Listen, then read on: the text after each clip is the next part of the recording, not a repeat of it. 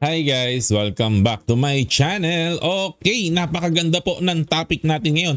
Actually, baka ito na po ang pinaka-important na video na nirelease ko sa channel po natin. Kasi ito po ang essence kung bakit tayo nag-i-invest sa stock market. Paano ba ma-achieve yung second level profits? Yung maganda, yung pagkalaki-laking profits po. Kasi kung hindi po malaki ang profits, bakit pa po tayo nag-i-stock market? Meron naman po mga ibang investment na safer, less ang risk. Yun nga lang po, mas bababa ang returns po, no? So kung hindi po ganun, malaki ang returns, bakit pa tayo nag-stock market? So umpisa na po natin. Ayan. So second level profits po, ang ibig pong sabihin, kailangan po matalo natin ang average return. No, okay. Ang average return po sa stock market, maganda na po yan. Magandang maganda na po. Kaya lang, pag sinabing second level, kailangan mas mataas pa doon ng ating kikitain, no? So ang i-discuss po natin sa video na to, kung paano ibibit ang average returns. Okay, no? So pag sinabi pong average, bibigyan lang po natin ng konting context po, no? Pag sinabi pong average, ang ibig pong sabihin yung return ng PSEI index, yung top 30 stocks po, no, na pinapublish ni PSE, no? Kailangan natin matalo po yan. Pag sinabi mo matatalo mo ang average, no? And getting average results, guys, is so easy. Very, very easy po. Paano? I-follow mo lang yung index kasi pinapublish naman ng PSE yan eh. Kung meron ko 100, 200k, i-divide mo na lang, no, kung paano wini-weight ni PSE, no, yung top 30 stocks niya. O kung gusto mo, i-divide mo lang equally, almost the same lang naman po yan. Or kung kulang ka sa budget, or kung ayaw mong i-track yung index on your own, pwede kang bumili ng FMETF, no? Yung ETF na tinatrack yung Philippine Index. Ito po ang pinakamaganda kaysa po mag-mutual fund po kayo. Kasi po mababa ang fees, no? Of course, hindi po ito perfect, no? Mas maganda pa rin kung ikaw ang follow ng index kasi may fees po si FMETF na 0.5 or 50 basis points, no? Anyways, so beating the index po, no? Even by just, kung yung pag-achieve ng average is so easy, pero beating the index even by just 1% ay sobrang hirap po niyan. Okay? Ayan, no? Pero guys, no, may nagtatanong, di ba madaling talunin lang yan? Kasi magdi-dividend investing ka lang, matatalo mo na yan. Kasi may mga kilala tayo, no? May mga naririnig tayo na YouTuber o may mga nababasa tayo, nagdi-dividend investing sila, natatalo nilang PSEI index dahil nagdi-dividend investing po sila. Not really, hindi po not exactly, no? Not exactly. Bakit po? Kasi po guys, kung ikaw ay nagre-reinvest ng iyong dividends, hindi po si PSEI ang iyong benchmark. Hindi ka dyan nagko-compare, no? If you are reinvesting your dividends, ang benchmark mo si PSE TRI, Total Return Index. Kasi po si PSEI Index, ang assumption niya ay hindi mo nire-reinvest ang dividends mo. Kinukuha mo lang kasi ginagastos mo. Parang gano'n. Yun lang ang tinatrack ni PSEI. Kasi sinimplify niya po ito. Sinimplify niya po ito, no? Iba po talaga ang purpose ni PSEI Index. Hindi po niya ina-assume na nire-reinvest mo ang dividends. Si PSEI TRI, yun ang ginagawa po niya. Tinatrack niya yung index pero ina-assume niya nire-reinvest mo ang dividends. Yun ang ginagawa po nito. Kaya kung ikaw ay nagdi-dividend investing at nire-reinvest mo ang iyong dividends, ito po ang kailangan nagko-compare, no? Si PSEI TRI kung nagre-reinvest ka ng iyong dividends. So not necessarily yung mga nababasa ninyo o napapanood ninyo na dividend investor na sinasabi nila natatalo nilang PSEI index, ang talunin nila dapat si TRI, yun lang dapat po nilang talunin, no? Alright. So unfair po kasi na comparison po yan, na i-compare mo yung nagre-reinvest ka tapos i-compare mo sa benchmark na hindi nagre-reinvest, no?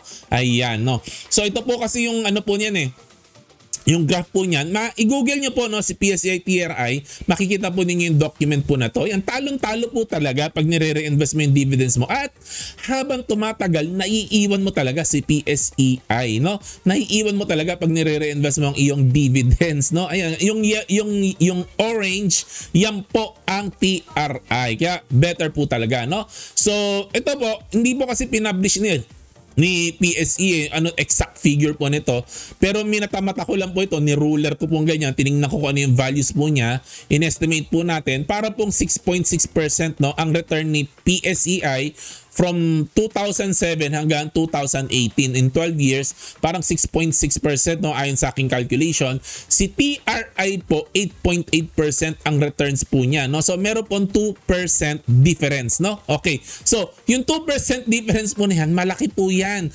Pag ito po ay pinroject mo ng 40 years, dito kasi sa figure nila, 12 years, pag pinroject mo yan ng 40 years, yung 100,000 mo sa 6.6% is 1.29 million. 1.29 million kung nagko-compound ka 6.6%. Pero kung nagko-compound ka at 8.8%, 2.92 million. Malayo po. Mahigit doble po ito. Kaya ganyan po talaga yan guys, no? Bawat 1% ay iiyakan mo ng dugo kasi in the long term, in 40 years, bawat 1% po na yan, ang laki-laki po ng difference sa ikakalabasan ng iyong portfolio. Hindi po 1% yan sa dulo. Ang layo-layo po niyan.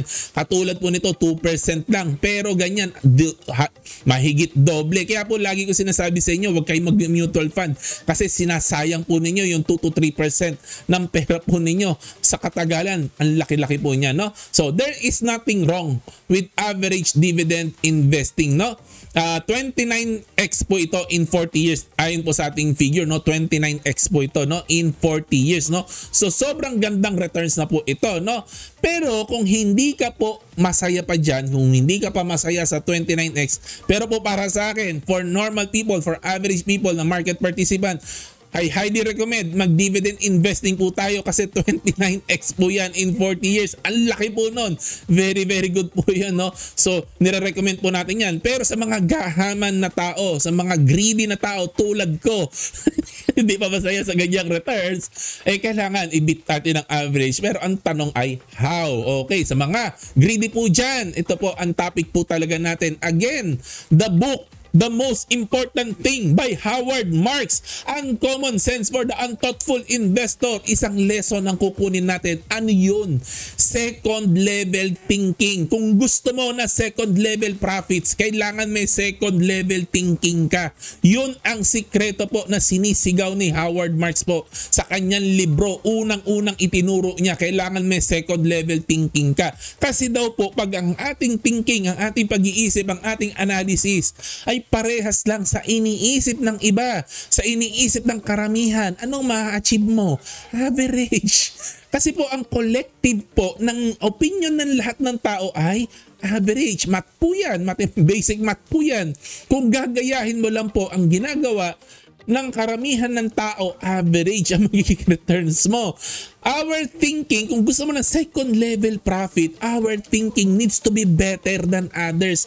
Kailangan ng pag-iisip natin, ng analysis natin, mas magaling kesa sa iba, mas powerful, mas malakas, mas sakalam, at higher ang level. Kailangan, kung ano yung iniisip ng iba, kailangan mas mataas ang iniisip mo. O yun, the challenge is, ito po ang challenging po niyan, people in the stock market are very, very smart people. Matatalino po ang mga nasa stock market. Kung hindi nyo po napapansin, karamihan po talaga, majority po talaga, matatalino po. And bakit po matatalino? Siyempre, pera pinag-uusapan. Kaya pag pera pinag-uusapan, pinagagana talaga ang utak, no? And may mga resources and other advantages po ang mga tao, lalo-lalo na po ang mga institutional investor. Marami silang data na wala po tayong hawak. Okay. So, kung gusto natin maging successful, kailangan natin makahanap ng edge. And we have to think, we have to behave differently. Again, dalawang bagay. Think, behave differently. Okay, kasi again, uulitin ko po sa inyo, kung parehas lang tayo ng iniisip at binibehave o ginagawa, compare sa karamihan ng ginagawa ng ibang tao, ano ang returns natin? Average at best. Magiging average lang po yan, no?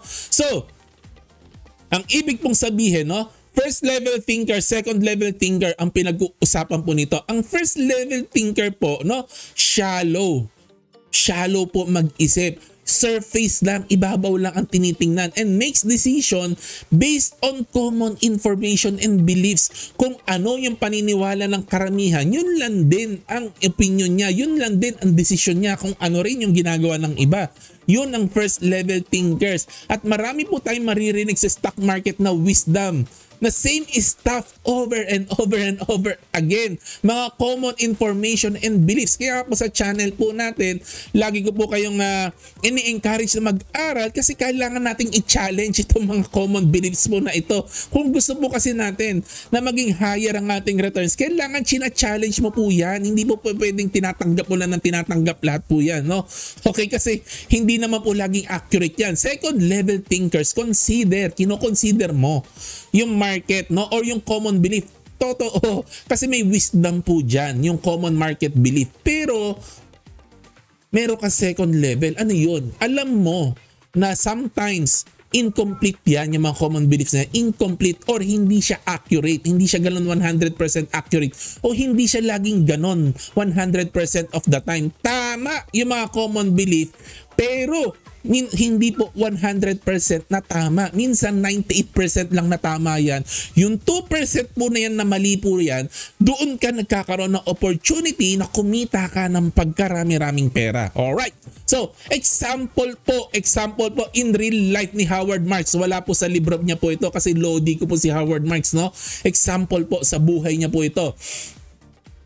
Kumita po siya ng pagkalaki-laki ng 80s and 90s, no? Sa junk bonds. Pag sinabi pong junk bonds, bonds po ito ng mga corporation na mababa po ang rating. Ibig pong sabihin, hindi naniniwala yung mga ratings hindi mataas ang rating ng agency sa kanila, mga ratings agency. Ibig sabihin, ito po yung mga companies po na there are in some type of trouble. Pag sinabi po kasi nga AAA bonds, mataas yung quality ng bonds, yung umutang sa iyo na company ay very, very stable. Pag junk bonds ang nag-issue ng corporate bonds ay mga company na tagilid. So ibig pong sabihin, malaking kinita ni Howard Marks, kaka-invest niya sa junk bonds, mga company na nag-issue ng bonds pero yung company ay parang tagilid according to the ratings agency. Ayan, kasi po ganito po, no, noong 70s and earlier, no, nag-i-invest lang po ang mga tao sa AAA bonds. Katulad ng sinasabi ko sa inyo, mga company na super stable na kayang-kaya sisiw sa kanila na magbayad sa kanilang mga utang. No? Highly likable po ang AAA bonds. Kaya po highly likable, lahat ng tao yan ang binibili. So pag yan ang binibili, tumataas ang price niya, ano nangyayari sa yield ng bond? Bumababa. Maliit ang yield sa mga AAA bonds. Usually less than 5% po yan. No? Okay. Next po tayo. Pag sinabi naman pong junk bonds, mga BBB bonds po yan and below, hindi siya likable. Ayaw siya ng mga tao kaya wala masyadong bumibili po niyan. Kaya mas mura po yan. Mas mababa ang presyo. Ano nangyayari sa yield? Mas mataas ang yield. No? Baliktad po, no? Kasi nga mas mura siya eh. Kasi since mas mura siya, mas mataas na nakukuha mong yield, no? Dito sa mga junk bonds na sinasabi, no? Kaya lang po, dito po nagkamali ang market. Ano yung pagkakamali ng mga first level thinkers? Ang iniisip po kasi nila, pag AAA bonds, maganda. Pag junk bonds, pangit. Generalize na. Again, sinasabi ko sa inyo, ginawa nilang 100% of the time. Walang second level thinking. Dito yumaman si Howard Marks kasi nagkaroon siya ng insight. Kasi ang sabi niya, hindi lahat ng company na may junk bond ay made-default o hindi mababayaran ng kanilang utang. Why not? Pag-aralan natin yung negosyo ng mga corporation na nag-issue ng junk bonds na to. Kasi baka yung iba sa kanila, masusurvive naman nila yung kanilang crisis, yung nangyari sa kanilang problema. Then, pag alam natin yung company na yon ay hindi naman made-default, hindi naman tutumba yung company na yan at mababayaran nila yung bonds na yan, di wala problema. Di nag-invest sa mga junk bonds na alam nila makaka-recover yung company at mababayaran yung utang. So, hindi niya binili yung kahit anong junk bonds, pinili niya. Kasi marami pong junk bond, no? Marami pong junk bond, pero mayroon po doon talaga na makakabayad naman siya. Ibig sabihin, mayroong junk bond na nakatago. Sa loob nun, parang AAA din siya. Alam mo, makakabayad naman siya. na makukuha mo mataas na yield, mababawi mo pa ang principal mo. Ayan. And then later on, pag yung mga corporation na ito, nabayaran nila lahat, nag-stabilize na kanilang financials, tataas din yung kanilang bonds. So doble-doble ang kita mo, double profit kasi nakakuha ka na ng high yield tapos yung presyo pa ng bond mo tumaas. Kaya yumaman po si Howard Marks. Yan po ang power ng second level thinking. Again, ini-example ko lang po sa inyo, wag po masyadong mabilis mag-judge, mabilis mag-generalize po, no? Kailangan nag-iisip ng malalim. Yumaman po talaga si Howard Marks po dito, no? Alright, so yun ang power ng second level thinking. Ngayon, pupunta po tayo sa examples na binigay niya sa libro. Mga examples na binigay niya sa libro, no? Okay, ng most important thing, no? Ang first level thinker daw, ganito daw mag-isip. Oy, maganda yung stock na to. Maganda yung company. Bili tayo. Ayun. Ang second level thinker daw ganito. Uy, maganda yung company. Kaya lang, lahat ng tao iniisip maganda to. Overrated na, overpriced na to. Wag na to, hanap na lang tayo ng iba. Or kung meron tayo nito, ay nagmahal na, benta na natin, take na natin yung profits, maghanap na lang tayo ng iba. Kasi lahat ng tao, iniisip na nila, maganda yung stock na to. Ganon ang second level thinker. Example po niya sa book, no? Another example, ang outlook sa economy, katulad sa nangyayari sa atin ngayon, ang outlook sa economy ay pangit. Pangit ang outlook sa economy. Tapos, mataas pa ang inflation. Uy, wala. Dispose na natin lahat ng stocks natin. Benta na natin lahat ng stocks natin kasi wala. Babagsak lang ang market. Ganon ang first level thinker. Second level thinker, ganito daw. Sabi ni Howard Marks, uy, pangit ang outlook sa economy at saka sa stock market. Pero, sobrang OA naman itong mga tao na to. Pinagbebenta lahat ng stock nila. Nag-panic selling sila. I-take advantage natin yung panic selling. Tara, bili tayo. Ganon ang second level thinker daw. Alright. Maliwanag po ba? Nagkaka-idea na po ba kayo? Okay, next naman po. First level thinker daw po ganito. Bagsak yung earnings ng company. Bagsak. Babagsak. Ibenta na natin yung stock.